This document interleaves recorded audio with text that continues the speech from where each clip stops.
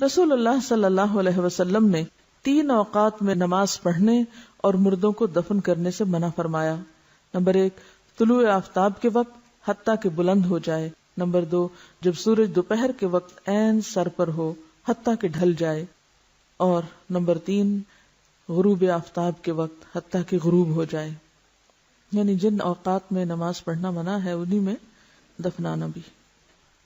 ابن عمر رضی اللہ عنہ سے روایت ہے کہ نماز جنازہ نماز فجر اور نماز عصر کے بعد ادا کی جا سکتی ہے.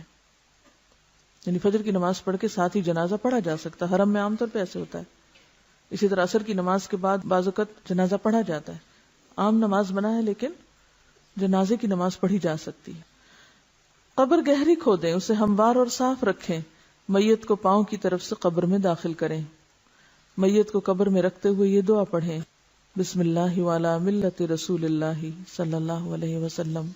اللہ کے نام سے اور رسول اللہ صلی اللہ علیہ وسلم کے مذہب اور طریقے پر اسے دفن کرتے ہیں. سعد بن ابی وقاص رضی اللہ عنہ نے وصیت کی کہ میرے لیے لحد بنانا. لحد کیا ہوتا ہے؟ بغلی قبر. اور اس پر کچی اینٹیں لگانا، جیسے کہ رسول اللہ صلی اللہ علیہ وسلم کے لیے کیا گیا تھا.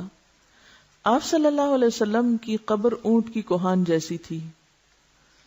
پھر قبر پر مٹی ڈال کر سب لوگ میت کے لیے بخشش اور ثابت قدمی کی دعا مانگے. جنازہ کے بعد قبرستان سے نکل کر دعا کرنا رسول اللہ صلی اللہ علیہ وسلم سے ثابت نہیں. قبروں کو پختہ بنانے کی ممانعت. قبروں کو اونچا کرنا، پختہ بنانا، ان پر گنبد اور قبے بنانا حرام ہے. جابر رضی اللہ عنہ کہتے ہیں کہ رسول اللہ صلی اللہ علیہ وسلم نے پختہ قبریں اور ان پر عمارت وغیرہ بنانے سے منع کیا.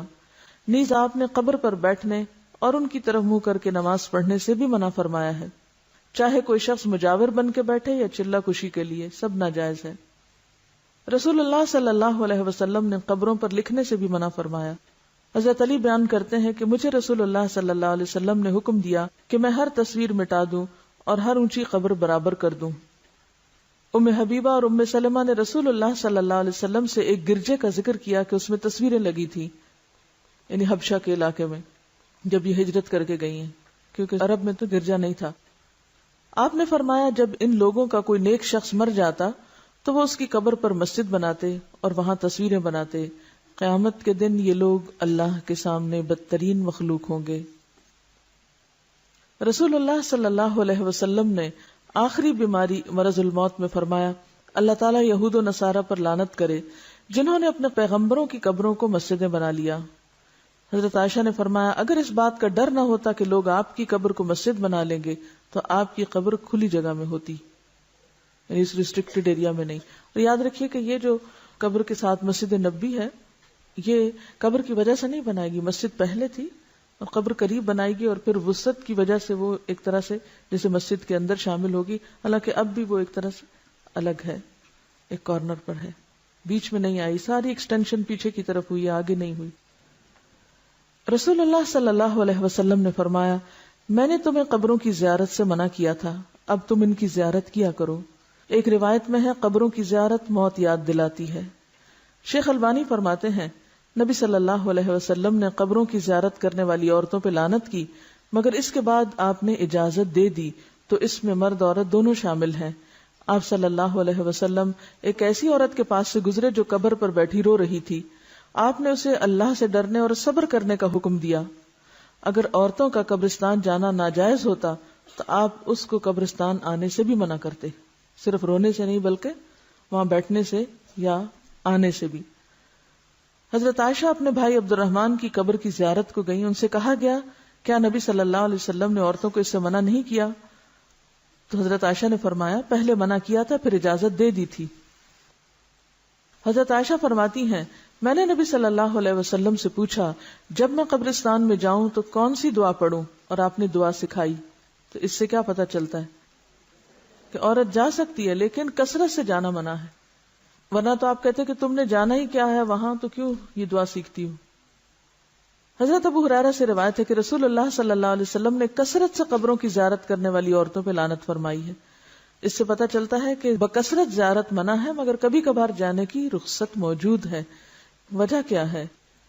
آپ صلی اللہ علیہ وسلم فرمایا فزوروها فانها تزهد الدنيا وتذكر الاخرہ، ان کی زیارت کیا کرو کیونکہ یہ دنیا سے بے رغبتی کرواتی ہے انسان کو اور آخرت کی یاد دلاتی ہیں۔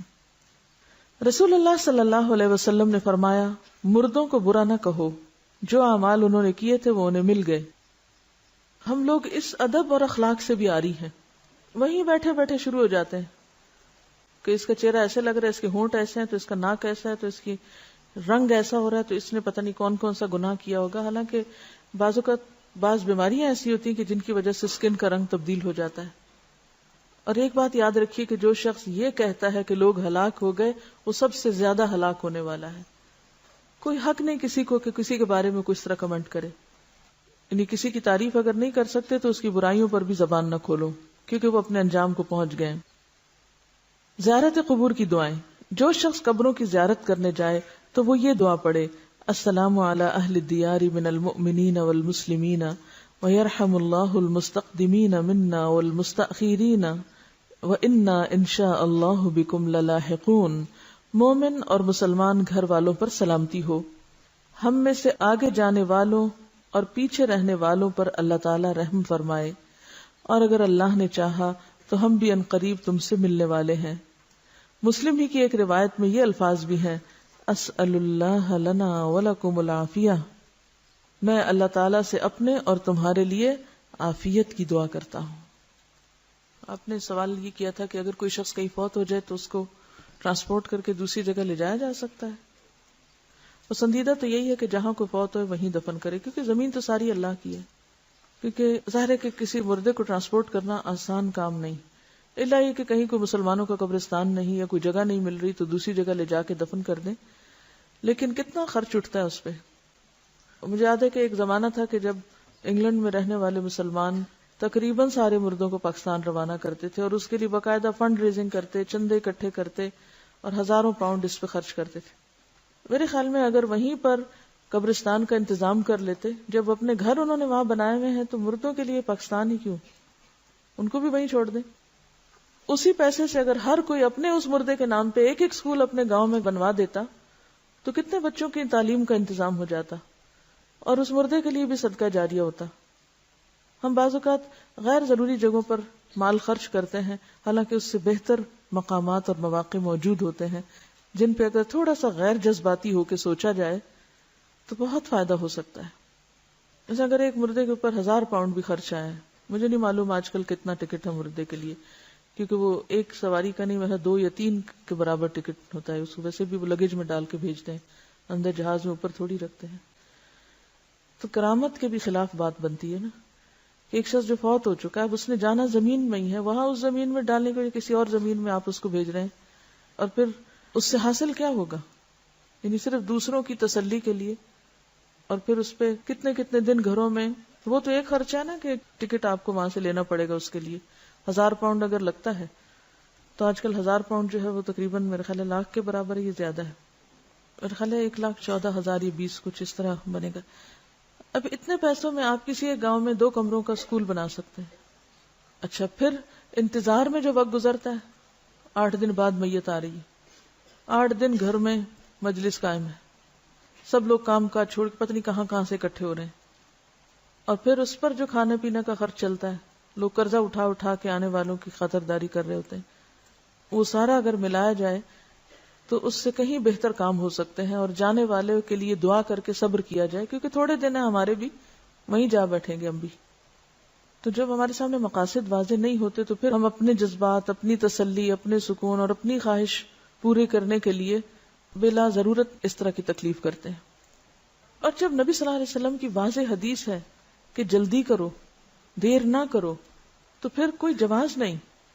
دیکھیے، ایک شخص وہاں سے آئے گا، آ کے بس صرف شکل دیکھے گا اور روئے دھوئے گا اور خلاص۔ آپ پہلے اتنا عرصہ کہاں تھے؟ آپ کو اس وقت آنا چاہیے تھا جب وہ زندہ تھا، اب تو ایک رسم دنیا نبھانے آ رہے ہیں آپ۔ اور دوسری بات یہ ہے کہ مورچری میں رکھ دیتے ہیں۔ آپ کو کوئی مورچری دیکھنے کا اتفاق ہوا؟ میں نے دیکھی ہے، ایسے ہی جیسے فریزر ہوتے ہیں، کھلتے ہیں اور مردے اس طرح اندر رکھ دیے جاتے ہیں جیسے فریج میں آپ کوئی چیز رکھ رہے ہیں۔ آپ اپنے لیے پسند کریں گے کہ آپ کو مرنے کے بعد فریز کیا جائے اور آپ کو مرنے کے بعد اٹھا کے کبھی کہیں کبھی کہیں، اور بعض اوقات جب وہاں سے ٹرانسپورٹ کرتے ہیں تو آپ کو پتا ہے کہ وہ سارا کچھ اندر سے نکال لیتے ہیں، سب آنتے وانتے ہر چیز، حتیٰ کہ بعض اوقات برین تک کو بھی، اور صرف وہ کھوکھلی سے وہ ایک چیز ہوتی ہے، ہڈیاں چند جو اتنی دور لائی جاتی ہیں، کس لیے؟ زمین کے کسی بھی حصے میں ہوں گے اٹھا لیے جائیں گے واپس. ایسی چیزوں کو کٹ ڈاؤن کرنا چاہیے ہمیں، اور تھوڑا سا عقل سے کام لینا چاہیے جذبات سے زیادہ.